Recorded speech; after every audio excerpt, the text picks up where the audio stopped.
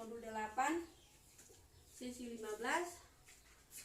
Modul 8 itu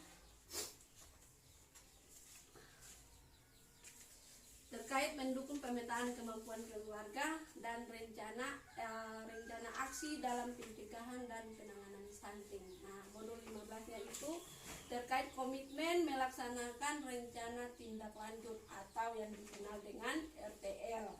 Nah, oke, sebelum kita lanjut, ibu-ibu kita mau tanya yang kemarin itu, bulan kemarin, Ketong sudah belajar tentang apa? Mendukung keluarga mengakses layanan untuk penanganan anak stunting. Oke, mendukung keluarga mengakses layanan untuk penanganan anak stunting. Mendukung keluarga untuk mengakses layanan untuk anak stunting. Oke, kalau mendukung keluarga untuk mengakses layanan untuk anak stunting, kalau layanan desa itu seperti apa saja? Ada yang tahu? Posyandu, itu puskesmas, petugas sosial, pendamping PKH. Oke, jadi kalau rujukan untuk layanan untuk anak stunting itu seperti posyandu, pustu, puskesmas, kemudian pendamping kesos. Nah, kemudian yang berikut adalah pendamping PKH, bisa juga RW atau RT. Nah, kemudian kalau kabupaten, ibu-ibu ada yang tahu? Dinas Sosial, Puskesmas Kabupaten, RUSD, Sekretariat PKH Kabupaten, Pekerja Sosial. Oke, tepuk tangan untuk kasih semangat. Oke.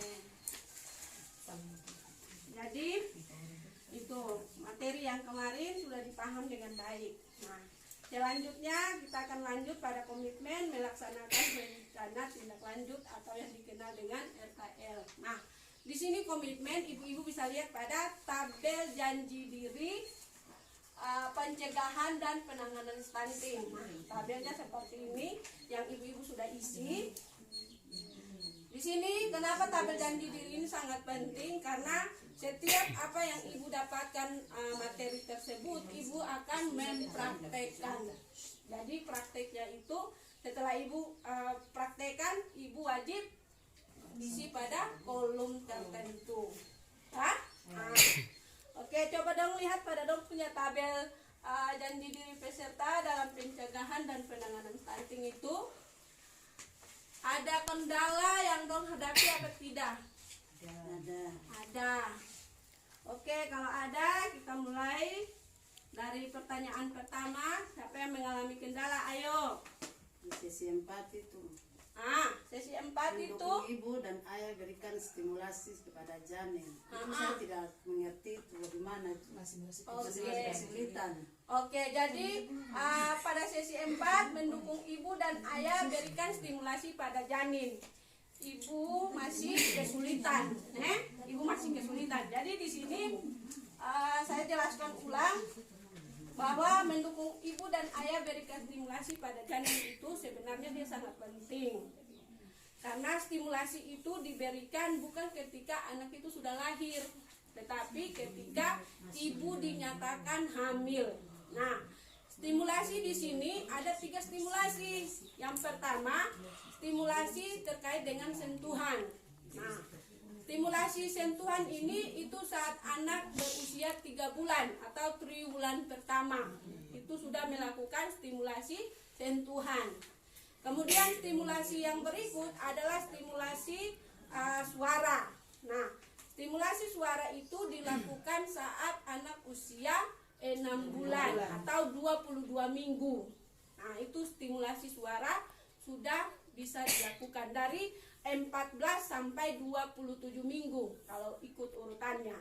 Kemudian yang berikut adalah stimulasi cahaya. Nah, di sini ibu-ibu pasti tidak terlalu mengetahui tentang stimulasi cahaya, kan? Nah, stimulasi cahaya ini itu stimulasi yang diberikan ketika anak berusia 22 minggu.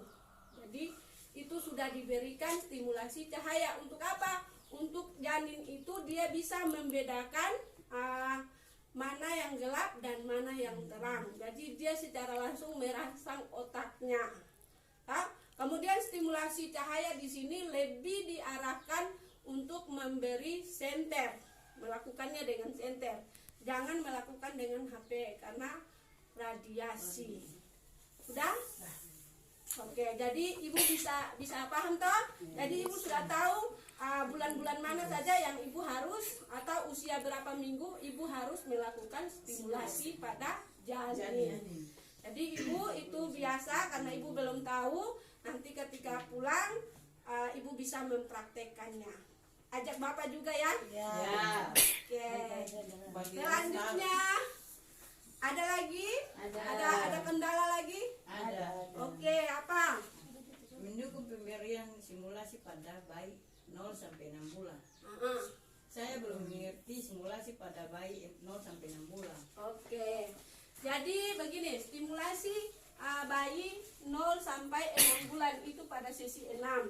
Nah, kalau kita bicara stimulasi bayi 0 sampai 6 bulan, itu berarti kita berbicara terkait stimulasi bayi yang baru lahir sampai bayi berusia 6 bulan. Nah, yang pertama itu harus mantap dalam pemberian ASI eksklusif dan inisiasi menyusui dini. Jadi ASI eksklusif itu adalah ASI saja sampai anak usia 6 bulan. Jadi tidak boleh diberi MPASI. Ibu-ibu? Ya, oke.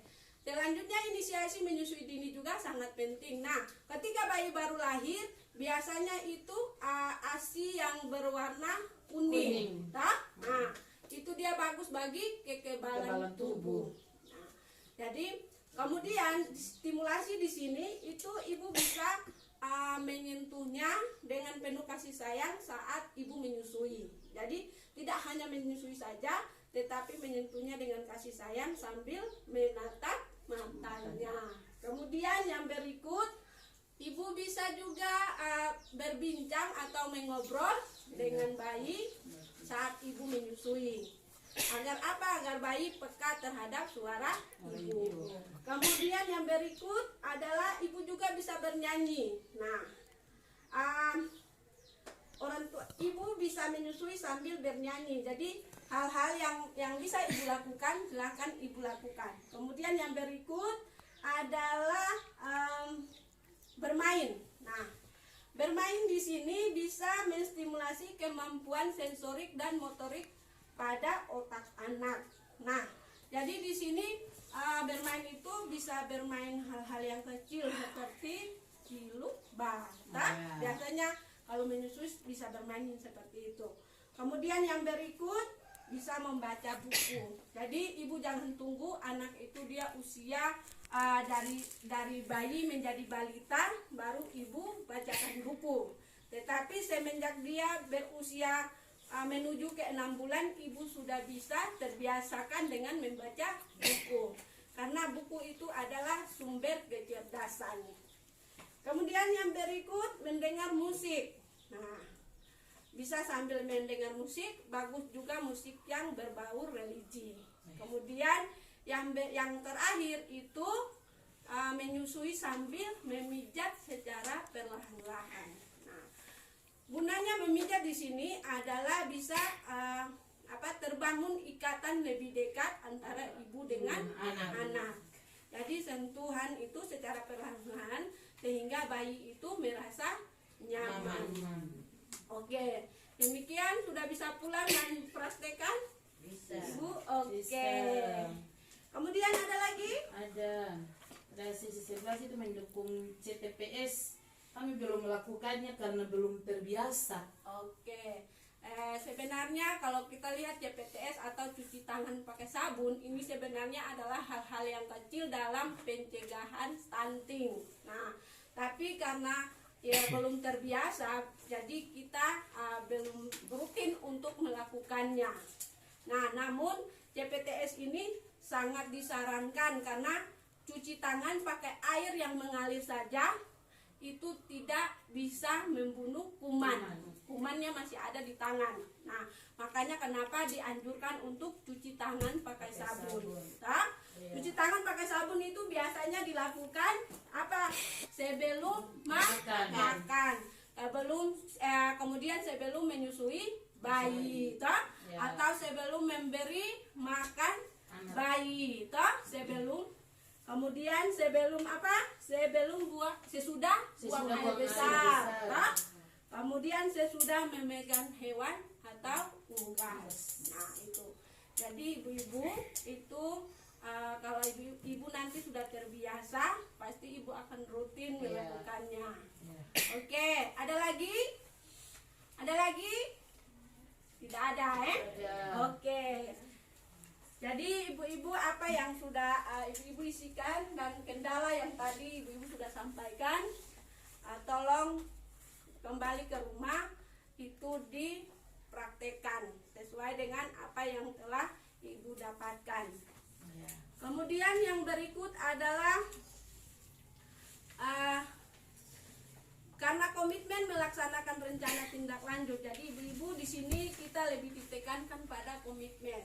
Nah, komitmen ini biasanya saya lebih memilih pada dasar kesadaran diri. Nah, kalau kita komitmen berarti kita harus rutin melaksanakan apa yang sudah disampaikan. Nah, jadi kesadaran untuk apa? Kesadaran untuk pencegahan stunting. Nah, ke depan anak-anak kita tidak boleh ada lagi yang stunting. Dimulai dari hal-hal yang kecil seperti tadi. Bisa ibu-ibu lakukan? Bisa. Oke. Jadi mari kita tumbuhkan kesadaran kita untuk mencegah terjadinya stunting. Nah, kalau anak kita harus tumbuh cerdas, sehat, dan Pintar. tinggi. Tinggi. Anak kita tidak boleh stunting. Nah, karena ibu-ibu untuk informasi dari ibu-ibu ketahui bahwa pada tahun 2018 itu angka stunting untuk Indonesia sendiri itu dia sebesar 30,8% terjadi pada balita. Nah, kemudian 2019 dia turun menjadi 27,7%. Sedangkan target dari pemerintah ini 2024 dia harus turun menjadi 14%. Nah, dia turun, angka stunting itu bisa turun ketika ibu-ibu punya kesadaran untuk memulai dari hal-hal yang kecil untuk mencegah stunting. Jadi saya ulang lagi, mari kita tumbuhkan kesadaran kita untuk melakukan hal-hal yang sudah dipelajari atau stimulasi, kemudian cuci tangan pakai sabun, kemudian ada juga membangun jamban yang bersih. Hal-hal yang seperti itu mari kita lakukan agar ke depan lagi tidak ada stunting pada anak kita. Bisa ibu-ibu lakukan? Bisa. Oke. Kalau bisa, ada pertanyaan?